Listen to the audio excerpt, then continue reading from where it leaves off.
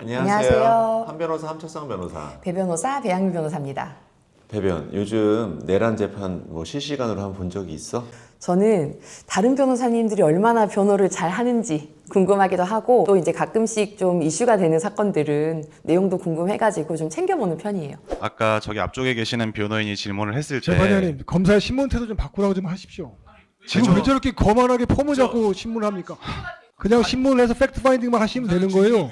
왜 증인을 협박을 합니까? 변호사님들께서 그동안은 어떤 선이 좀 있으셨는데 지금 그 선이 아예 없네요. 그러니까 주변 사람분들이 요새 많이 얘기하더라고. 형사재판이 저렇게 진행되는 거야?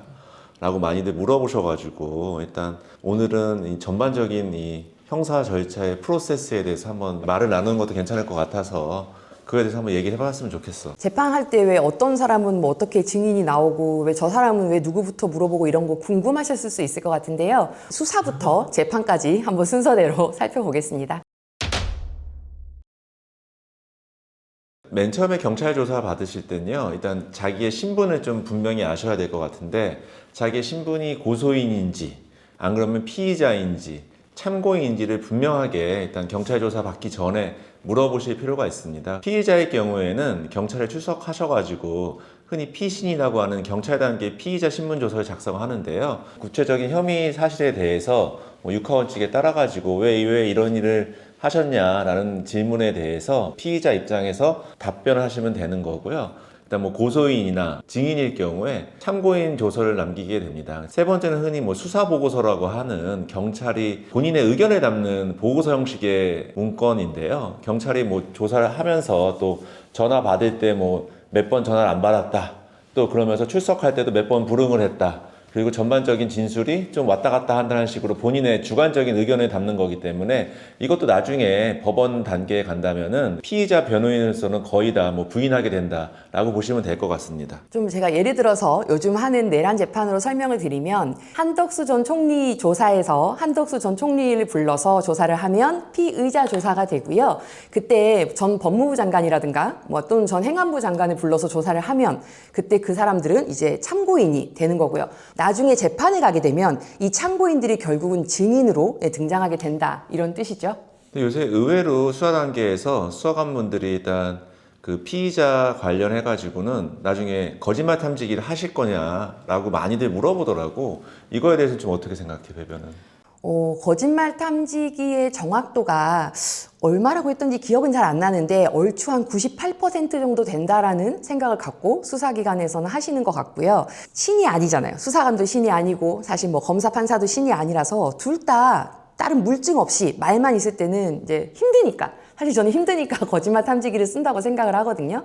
근데 이제 이걸 했을 때 잘 나오면 좋은데 나는 분명히 거짓말이 아닌데 잘못 나올 수도 있죠. 내가 그 2%에 들어갈 수 있잖아요. 그래서 조사를 받는 피의자 입장에서는 거짓말 탐지기는 사실은 응하지 않는 것이 전략적으로 좋다라고 변호사들이 일반적으로 말씀드리고요. 그런데 이제 다른 게 너무 없고 정말 절박한 상황에서 그거밖에 답이 없지 않나? 라고 생각이 되면 과감하게 시도를 해볼 수도 있을 것 같습니다.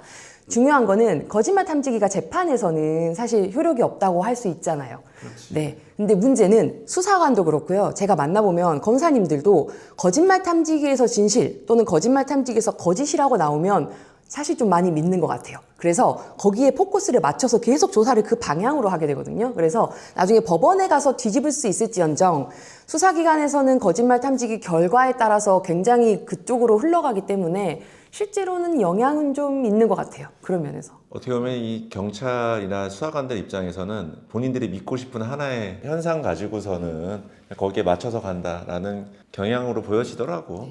일단 그래서 경찰 조사가 끝나고 나면은 두 번째는 검찰 조사를 일단 진행이 됩니다. 근데 요새 시끄럽잖아요. 솔직히 요새 검찰청 없어진다, 중수청이나 공소청으로 변경된다라고 해서 예전만큼의 이 검찰 조사의 중요성은 떨어지지만 그래도 좀 중요 사건의 몇몇 경우에는 직접 불러가지고 피의자 신문 조서나 참고인 조서를 작성하는 경우도 있습니다.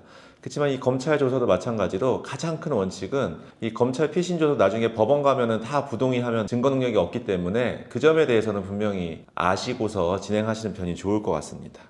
근데 이제 요즘에 예전 생각하시고 내가 지금 조사를 받게 됐는데 저 경찰 단계를 일단 해보고요. 검찰에 가면 그때 변호사 선임할게요. 이렇게 생각하시는 분들이 많으신데요. 뭐 선임을 아예 안 할 거면 뭐 상관없지만 만약에 내가 변호인과 함께 대응을 한다면 당연히 요즘에는 경찰에서부터 하셔야죠. 그게 조금 예전이랑 많이 바뀐 것 같은데요. 일단 경찰의 수사권 1차 뭐 종결권이 인정되다 보니까 경찰 단계에서 제대로 방어를 못하면은 의외로 검찰에서도 방어를 못하는 경우가 대부분입니다. 그래서 저는 무조건 처음 경찰 단계에서부터 차근차근 준비를 하시는 게 가장 필요할 것 같습니다.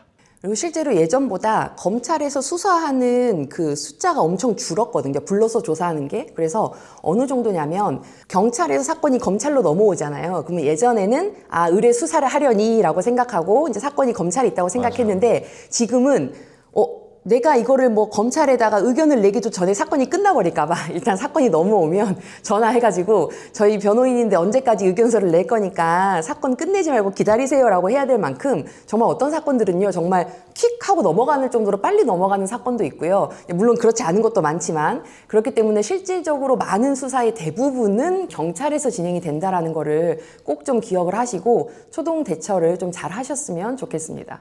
그래서 요새 경찰대 출신 분들이 많이 로우스쿨 가는 것 같더라고요. 네, 아주 활약을 많이 하고 계시죠. 예. 제가 뭐 작년에 맡았던 사건 열심히 경찰 단계에서 대응했는데 갑자기 로우스쿨 가시는 바람에 사건이 붕 떠가지고 그 수사관님이요? 네. 거의 1년 넘어서 결과를 받게 되는 경우도 있었습니다. 그 다음에서는 뭐 본격적인 이제 법원 단계가 되는데요. 법원에서 가장 먼저 하는 거는 인정신문이라고 해가지고요. 뭐 성명이라던가 주민등록번호라던가 주소를 물어보면서 그 사람이 이제 피고인이 맞는지 여부에 대한 신원 확인을 한다. 그게 첫 번째 단계다라고 보시면 됩니다. 그래서 그때까지는 서 있다가 이제 확인이 되고 나면 자리에 앉아서 진행을 하게 되고요. 그 두 번째로는 일단 검사가 공소장을 낭독하는데요. 대부분 분들이 조금 오해하시는 것들이 있는데 그 전까지 판사님은 절대 기록을 보진 않습니다. 왜냐하면은 판사님 입장에서는 아무런 편견 없이 이 피고인과 이 검사가 하는 얘기를 들어야지 수사 기록이라던가 그런 기록을 먼저 보고 오면은 저 사람이 어떤 혐의를 가지고 있구나라는 예단이 생기기 때문에 그 전에는 절대 기록을 보지 않는다라고 생각하시면 됩니다. 예를 들어서 지금 윤석열 전 대통령 재판이다라고 하게 되면 이러이러한 잘못을 했습니다라고 해서 이렇게 공소장을 써서 검찰에서 법원으로 이제 재판부로 보내게 되고요.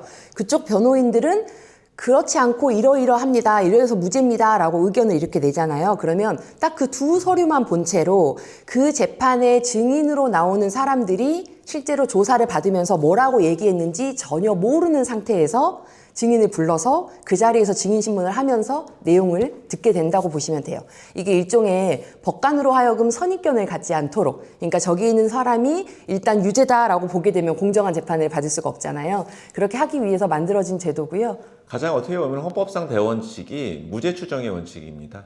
그래서 아무리 기소가 되었다 하더라도 법관으로서는 판단을 내리기 전까지는 일단 무죄로 생각하고 그 재판을 진행을 해야지 100명의 범인을 놓치더라도 단 한 명을 유죄로 만들어서는 안 된다라는 격언이 있습니다. 그래서 그 말에 따라서 재판을 진행한다라고 생각하시면 됩니다. 저 재판부에서는 뭐라고 얘기했는지 무슨 내용이 있는지 아무것도 모릅니다. 그래서 이제 그 판사님은 그걸 보진 않지만 이제 변호인 쪽에서는 재판이 시작하기 전에 그 검찰에서 그동안 조사했던 내용을 다 볼 수 있거든요. 전부 다 볼 수 있어요. 그래야만 내 방어권이 충분히 방어가 되니까. 그래서 법정에서 이제 판사님 계시고 검찰, 변호인 이렇게 있는 상태에서 판사님만 자료를 안 보고 양쪽은 다 보고 있는 상태거든요. 그래서 증인신문을 할 때 검찰도 내용을 알고 물어보고 변호인도 미리 내용을 알고 신문사항을 만들어 와가지고 물어보고요. 판사님은 그 자리에서 듣는 거잖아요. 그러니까 거기서 만약에 아주 예리하게 질문을 잘했다. 그러면 굉장히 스마트하게 잘 하고 있는 거다라고 보시면 될 것 같아요. 요새 내란 재판 보면은 누구를 지칭해서는 안 되겠지만 이 변호인이 엑스맨 역할을 하는 경우도 있는 것 같더라고. 네, 그런 것 같아요. 네, 저희 질문 많이 받으시지 않으세요? 몰래 저렇게 변론하냐고? 그러니까. 네. 피고인을 위해서 변호하는 건지 보내려고 하는 건가? 보고받으신 거는 기억이 나시는 거네요. 그 부분까지는. 헬기가 어떤 얘기했습니다, 재판장님. 괴롭히는 건 지금 검사 재판장님 아닙니까, 아직 재판장님? 재판 검사가 손에 대해서 무슨 지금 얘기 답변 내용을 구체적으로 정리해서 알겠긴 유도 신문을 하잖아요. 하고 글쎄요, 어느 부분이 캥기는지 아직 정말 모르겠는데 잠깐만요, 왜 제주 신문을 저렇게 자르는 부분이 어떤 부분인지 좀 제발 재판부의 소송 지휘에 대해서는 명확히 따라서 원활한 소송이 진행될 수 소송 지휘를 있도록 거부하는 건 명확하게 검사 아닙니까? 엄격하게 지휘를 해주실 것을 요청드립니다. 알겠습니다. 잠깐만요. 잠깐만요. 그러니까 이랬어요 저랬어요 하지 맙시다 진짜. 그래서 실제로 이제 법정에서 이렇게 소란스럽거나 뭐 재판장을 상대로 싸움을 걸거나 검사를 상대로 싸움을 걸거나 그런 케이스는 많이 있나요? 네. 정말로 여태까지 이번 일이 있고 나서 뭐 대한변협에서 발표를 했지만 여태까지 변호인 상대로 감치한 적은 3번밖에 없다고 하더라고. 근데 3번이었는데 그 2번도 그냥 뭐 감치 안 하고서 유야무야 끝났는데 이번 감치 결정은 조금 이 변호인으로서 어떻게 받아들여야 할지 모르겠는데 배변 입장은 어때? 네. 글쎄요. 저도 그거는 네, 좀 생각을 해봐야 될 것 같고. 지금 하시면 감시합니다. 나가십시오. 나가십시오. 아, 말씀하시면 감시합니다. 자, 감시합니다. 그 구금 장소에다 유치하도록 하겠습니다. 어쨌든 그 질문은 되게 많이 받아요. 원래 변론을 저렇게 하냐 이렇게 물어보시는데 보통은 그렇게 모욕적으로 이렇게 상황을 진행하지는 않고요. 해야 될 얘기, 해야 될 주장은 당연히 많이 하죠. 하지만 당연히 상대방을 존중하고 그렇게 하면서 대화를 하기 때문에 거기서 보여지는 모습이 좀 일반적이지는 않다라고 생각하시면 될 것 같아요.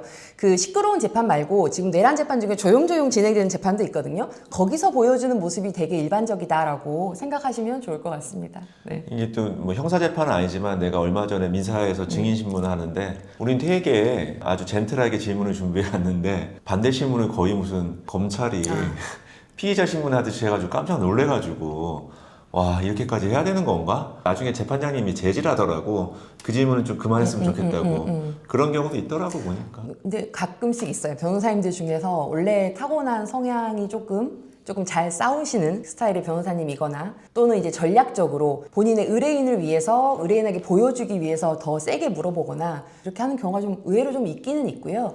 그런 경우에는 보통 재판정에서 그렇게 하지 마시라고 좀 제재를 하는 경우가 있고 증인에게 물어보더라도 뭐 증인에게도 어느 정도 지켜야 될 사실 예의라는 게 있는 건데 어느 정도는 지켜가면서 하는 게 맞지 않을까라고 생각이 됩니다. 그 후에는 일단 검사가 이런 증거들을 재판에서 쓰겠다라고 하는 목록을 제출하는데요. 그 목록에는 아까 경찰 단계에서 뭐 피의자 신문 조서라던가 참고인 조서, 본인의 수사 보고서, 압수 조서, 뭐 여러 가지 감정서 그런 것들이 있다라고 보시면 됩니다. 변호사는 이걸 다 미리 보고서 거기에 대한 증거의 동의나 부동의 여부를 결정하면 되는데 요새 같은 내란 재판 같은 게 규모라면은 정말 이게 수만 페이지, 수십만 장이 될 것 같은데 이거 보는 것도 변호인 입장에서는 되게 곤혹스러울 것 같은데. 네, 그래서 증거에 대한 의견을 첫 재판 때 원래 밝히거든요. 그러니까 첫날 가면 증거 목록이 쫙 있으면 원래 미리 보고 가고요. 그래서 1번, 5, 2번, X, 3번, O, X를 다 해서 가야 돼요. 근데 이번 내란 재판 보다 보니까 변호인들께서 저희가 이제 선임돼서 아직 내용을 못 봐가지고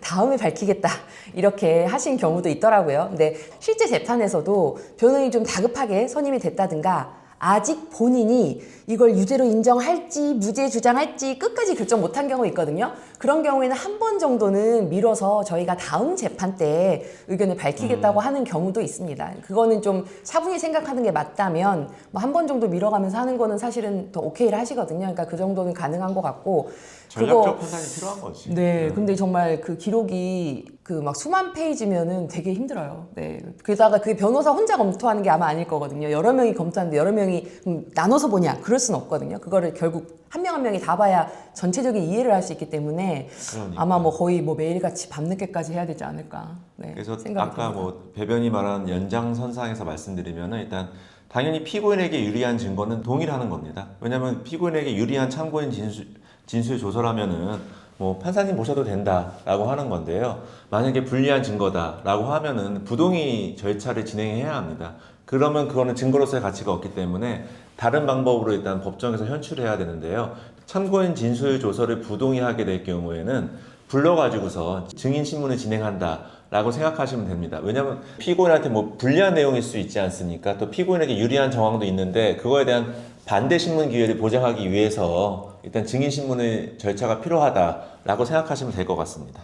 예를 들어서 지금 내란 재판에서 진행되고 있는 증인들 중에서도 아마 몇몇은 피고인 쪽에서 이건 불리하니까 우리는 판사님 이것만 보면 안 됩니다. 이렇게 해가지고 불려서 나온 분들이 있을 거고요. 이번 내란 재판 좀 특이하죠. 꼭 그렇지 않은 경우에도 중요 증인들은 좀 불러서 증인 신문을 하고 있는데 그렇게 증인이 나오게 되면 저희 혹시 영상 이렇게 보셨는지 모르겠는데 검찰에서 먼저 뭐 몇 월 며칠 날 나와서 언제 조사 받으셨죠? 그러면 네, 뭐 이렇게 하는 절차가 있어요. 그거는 판사님 있는 앞에서 다시 한번 그거를 보여줘서 그때 조사가 있었던 게 맞냐, 당신이 서명한 거 맞냐 확인해가지고 그때 이제 맞다가 되면 그 다음부터는 법원에서도 그 자료를 볼 수 있고요. 더불어서 그 내용과 거의 똑같은 내용을 다시 한번 공판정에서, 재판정에서 다시 한번 물어보는 절차가 증인신문 절차입니다. 때로는 그 증인의 말이 그 전에 조사받았을 때랑 그 법정에 나와서 조사 답변이 상당히 다를 수도 있거든요. 그러니까 그게 거짓말에서일 수도 있고, 때로는 기억 자체가 원래 사람이 그러기 때문에 조금 바뀔 수 있는데, 그때 그 달라지는 포인트를 잡아서 그래서 이 사람은 유죄다 또는 그래서 이 사람은 무죄다라고 주장해 나가는 과정이 형사재판 과정이라고 보시면 될 것 같아요. 이번에도 내란 재판에서 일부 증인들이 소환장을 받고도 안 나온 경우가 있습니다. 그럴 경우에는 일단 법원에서는 처음에 일단 과태료 부과 처분을 하고요. 근데 나중에 다 출석을 하면은 과태료는 다 일단 없는 걸로 해줍니다. 그런데도 불구하고 계속 뭐 소환장에 불응한다면은 구인영장까지 발부해서 직접 법정으로 끌고 오는 절차를 밟게 된다라고 생각하시면 되고요. 두 번째, 일단 증인이 출석을 하셨잖아요. 그 후에는 선서를 해야 합니다. 딱 손 들고 뭐 양심에 따라 숨김없이 진술하겠습니다 라고 일단은 선서 절차를 필요하다 생각하시면 됩니다. 근데 반대로 또 증언 거부권도 있는데요. 주로 요새 누가 많이 하시잖아요. 각 질문마다 저는 답변을 거부하겠습니다 라고 이렇게 거부할 수 있다 라고 보시면 됩니다. 지금 이 재판에서도 보면 엊그젠가 뉴스에 증인으로 불렀는데 몸이 아프다고 안 나왔다 그래가지고 100만 원 과태료 지금 부과했다라고 뉴스에 나온 사례가 있었고요. 그다음에 아까 말씀하셨던 것처럼 보통 선서를 거부하는 경우는 거의 없습니다. 근데 이제 이상민 전 장관이 선서를 거부해가지고 뭐 판사님도 이런 경우 처음 봤다 뭐 이렇게 얘기가 나왔던 거고요. 네, 선서는 하셔야 됩니다. 선서 거부권이 없습니다. 형사재판에서는. 그것은 이제 해석 나름일 것 같습니다. 저는 선서하지 않겠습니다. 제가 재판하면서 형사재판에서 선서 거부하는 건 처음 봤습니다. 최대 50만 원까지 과태료를 부과하도록 되어 있습니다. 그래서 과태료 50만 원을 부과했습니다. 그다음에 증언 거부는 좀 의외로 좀 자주 일어날 수 있는데요. 기본적으로 나의 범죄와 관련이 있어서 나에게 불리할 것 같으면 증언을 안 해도 된다라는 게 원칙으로 보장이 되어 있습니다. 그래서 이거는 뭐 합당한 제도인 것 같고요.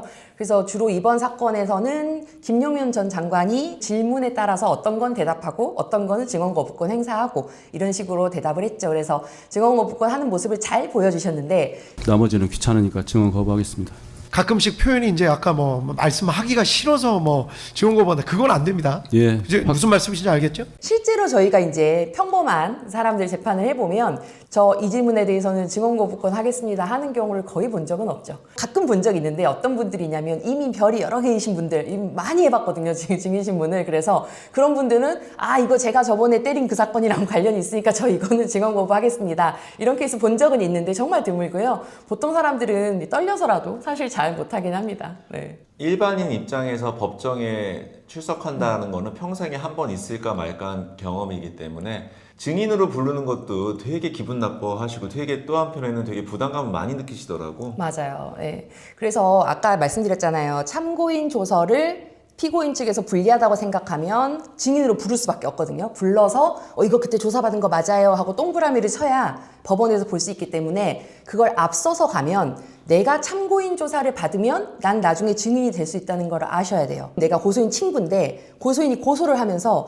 네가 이 사건 아니까 사실확인서 좀 써줘 이렇게 부탁하는 경우 있거든요. 그러면 내가 고소인 친구에게 사실확인서를 써주면 경찰은 나를 참고인으로 부를 거고요. 상대방이 끝내 죄를 인정하지 않으면 내가 증인이 될 수 있다는 것도 아셔야 돼요.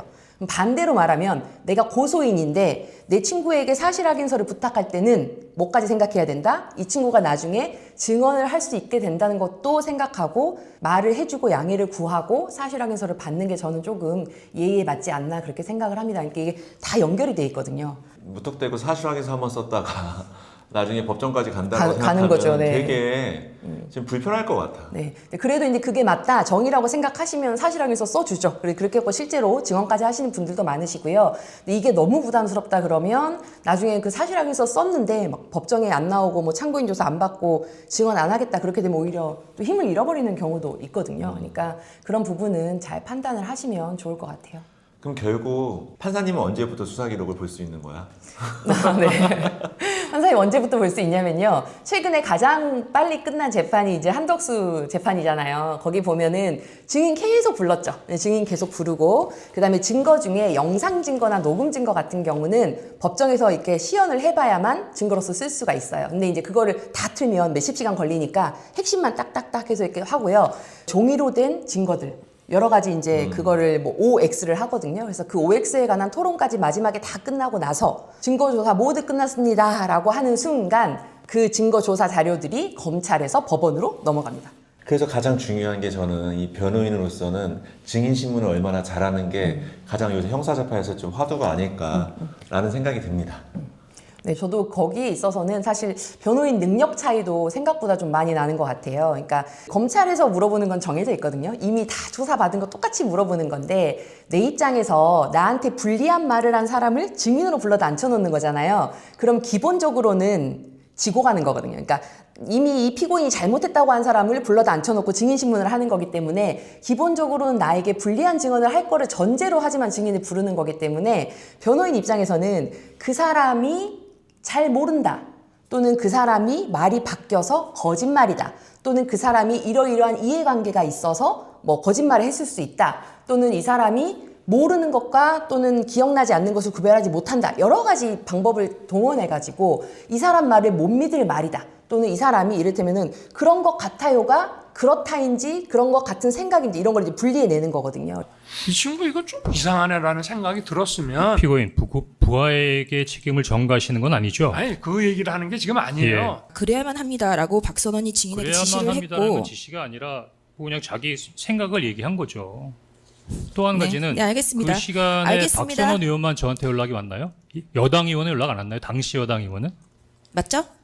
아니 제가 설명하려는데 설명할까요? 맞죠? 국내 뭐가 맞아요? 그러니까 설명할 시간은 주셔야죠. 예, 증언하실 시간은. 예. 그래서 그런 증인신문 과정을 통해서 사실 무죄를 밝혀내는 거기 때문에 굉장히 중요하고요. 그래서 변호사가 글도 잘 써야 되고, 그죠? 전략도 잘 짜야 되고, 말도 잘해야 되고. 어렵네요. 갈수록 네. 힘들어지는 것 같아요. 네, 어렵네요. 네. 그럼 마지막으로 이제 모든 게 다 끝나고 나면 보통 최후 변론이라는 걸 하는데요. 뭐 보통은 뭐 간단하게 변호인으로서의 의견을 얘기하기도 하지만 중요 사건은 뭐 PPT까지도 하는 경우도 있습니다.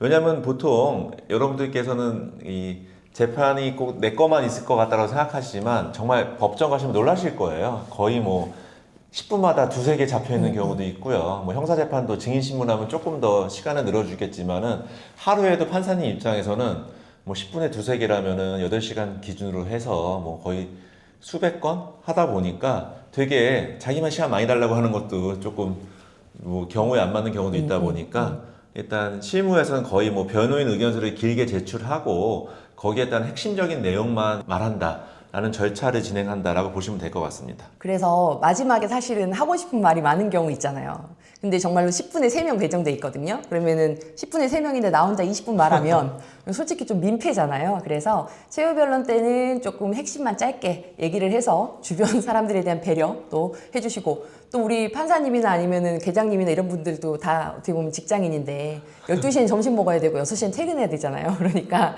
시간을 적당하게 해서 하는 것이 본인에게 도움이 된다, 이렇게 생각하시면 될 것 같습니다. 저는 비상계엄을 결심했을 때 제게 많은 어려움이 닥칠 것을 당연히 예감했습니다. 대장정의 끝은 결국 판결 선고인데요. 보통 최후 변론 후에 변론이 종결한 다음에 뭐 4주 정도 후에 판결이 내려진다라고 보시면 되고요. 보통 형사재판에서는 판결을 할 때 잘 들어야 합니다. 일단 기본적으로 피고인들은 출석할 수밖에 없기 때문에 형사재판에서는 그 자리에서 보통 판결 선고를 하면서 뭐 유죄가 인정돼서 법정 구속되는 경우도 있고요. 두 번째는 뭐 실형을 선고하지만 법정 구속까지는 안 하는 경우도 있습니다. 이건 특히 1심에서 이런 경우가 많은데요. 판사님이 시그널을 주는 거죠. 야, 내가 법정 구속은 안 해줄 테니까 빨리 피해자랑 합의를 하건 무엇을 하건 양형적인 요소를 보강해 준다면은 내가 2심에서는 뭐 다른 재판장님이 충분히 뭐 집행유예 해줄 거다라고 생각하시고 거기에 맞춰서 대응을 하시면 될 것 같습니다. 집행유예는 뭐야 그럼 결국? 그러니까 집행유예는 사실은 뭐 징역 1년에 집행유예 2년이다라고 하게 되면 원래는 징역형, 교도소 가는 거죠. 교도소를 1년 동안 가야 되는데 2년 동안 형 집행을 유예해 주면서 2년 동안 아무 문제 없이 성실하게 잘 살면 교도소를 가지 않아도 된다라는 거예요. 그래서 유예를 해주는 거라서 그 유예 기간 안에 또다시 범죄를 저질러서 재판을 받게 되면 그 1년의 징역형을 다시 살아야 되고요. 이게 잘 들으셔야 돼요. 저희 언제 한 번은 저희가 이제 실형이 나올 수 있는 사건이었는데 합의를 해서 이제 집행유예가 됐던 사건이 있거든요. 선고를 하는데 판사님이 이렇게 읽으셨나 봐요. 징역 1년에 뭐 집행유예 2년에 처한다. 이렇게 읽으셨으면 좀 쉬웠을 텐데 징역 1년에 처한다. 하지만 그 형을 2년간 유예한다. 이렇게 말씀하신 거예요. 같은 거거든요. 근데 저희 피고인이 제가 그때 없었는데 재판장님한테 아니 결과가 왜 그러냐고 따졌다고 하더라고요. 그래가지고 나중에 와서 오셔가지고 아니 왜 따지셨어요? 그랬더니 자기 실형 나온 거 아니냐고. 그래서 아니라고. 징역 1년에 처한다. 다만 형의 집행을 2년간 유예한다는 집행유예 2년이라고 했더니 아 그런 거냐면서 판사님한테 괜히 따졌다고 이렇게 말씀하신 분도 계셨는데요. 그 얘기를 좀 잘 들어보셔야 됩니다. 그래서 일단은 이 1심 판결 선고와 동시에 7일 이내에 일단 항소를 안 하면은 뭐 피고인과 검사 모두 항소 안 하면은 7일 뒤에 그 형이 확정된다라고 보시면 되고요. 요즘 뭐 한참 시끄럽잖아요. 뭐 항소를 포기 왜 했냐라는 건데 제가 어떻게 보면은 저는 또 한 번의 2심 재판을 거치는 거는 되게 피고인에게 가혹하다는 생각이 들어가지고 그걸 그냥 무작정 뭐 정치적으로만 해석하기보다는 오히려 저는 좀 더 이제는 좀 피고인 보호 차원에서라도 전방위적으로 포기하는 것도 어떻게 보면 좀 필요하지 않을까라는 생각이 듭니다. 정치적인 견해랑 전혀 상관없습니다. 네, 실무적으로도 보면요. 예전에는 일단은 피고인이 무죄가 나오면 검찰은 거의 무조건 항소한다라고 거의 이렇게 되어 있었거든요. 근데 수사권 분리 이후에 무죄였어야 되는 사건, 애초에 불기소였어야 되는 사건이 재판에 올라와서 무죄가 나오는 케이스가 좀 있어요. 그래서 막상 법정에서 증인을 불러가지고 증인한테 정말로 물어봤더니 증인이 막 전혀 다른 이야기를 해가지고 무죄가 나오는 경우가 있거든요. 그런 경우에는 검찰에서 보더라도 이거는 좀 기소가 잘못됐나? 라고 싶은 거는 안 하시더라고요, 항소를. 그러니까 큰 사건들은 아니고 오히려 좀 작은 사건들, 뭐 벌 10만 원짜리 100만 원 정도 규모된 사건들은 그렇게 이의 제기를 했을 때 생각보다 항소를 또 안 하는 경우도 있어서 요즘은 무죄라고 다 항소하지는 않는 것 같긴 합니다. 근데 기본적으로 무죄가 나오면 검찰은 이제 항소를 하는 경우가 많다. 이렇게 볼 수는 있겠어요. 근데 이때 항소심이 열리게 되면은 완전 1심과는 다른 세계다라고 보시면 되는데요. 항소하는 순간 일단 기록 전부가 뭐 아주 박스채로 항소심 법원으로 이사를 간다라고 보시면 되고요. 사건 번호 나올 때까지는 보통 한 2주? 2주에서 한 달 정도 걸리고 구속 사건일 경우에는 법정 구속 기간이 정해져 있기 때문에 좀 더 1심보다는 스피디하게 진행이 된다라고 보시면 될 것 같습니다. 근데 항소심은 또 오래 걸릴 만한 사정이 없는 게 이미 1심에서 충분하게 증인 신문도 했었고 또 사건 기록 자체가 정리가 됐기 때문에 보통 뭐 한두 번 정도 한다라고 그죠. 보시면 될 것 같은데요. 예. 항소심 판사님은 반대로, 그러니까 우리 아까 1심 판사님은 증인도 부르고 뭐 영상도 틀고 그리고 나서 마지막에 그 수사한 그 증거 기록들을 보는데 항소심 판사님은 첫 재판에 내가 만나러 갔을 때 이미 모든 내용을 다 읽고 들어오신다. 이렇게 보시면 되고요. 조금 전에 구속기간 말씀해 주셨는데 구속기간이 그래서 한 신급의 6개월이잖아요. 이를테면 1심 같은 경우에는. 그래서 지금 윤석열 재판이 계속 늦어져서 6개월이 되면 어떻게 될 것인가를 걱정을 하고 있고요. 아, 이것도 내란 재판 언제 끝날지 모르겠어요. 네, 언제 끝날지 모르겠어요. 그래서 어떻게 또 이 구속이 계속 유지가 될 수 있을지 이것도 지금 되게 어떻게 보면 관전 포인트가 되는 것 같습니다. 윤석열 구속 취소 청구가 인용돼서 석방된다라는 촉보가 지금 잠깐만 이게 말이 되나?